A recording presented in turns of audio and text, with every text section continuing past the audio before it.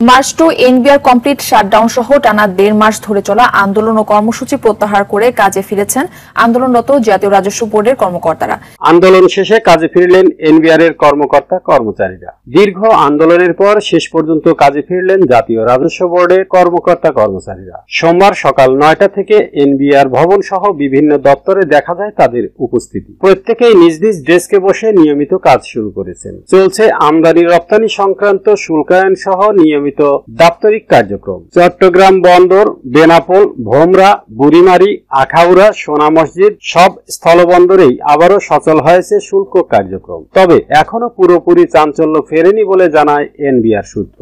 একাধিক কর্মকর্তা জানিয়েছেন, কাজের ফাঁকে চলছে আন্দোলনের নানা দিক নিয়ে আলোচনা। এর মধ্যেই আন্দোলনের শীর্ষ নেতাদের মাঝে রয়েছে বদলির শঙ্কা। প্রায় ১.৫ মাস ধরে এনবিআর সংস্কার ঐক্য পরিষদের ব্যানারে চলা এই আন্দোলনের মূল দাবি ছিল যৌক্তিক সংস্কার ও পদায়নে অগ্রাধিকার।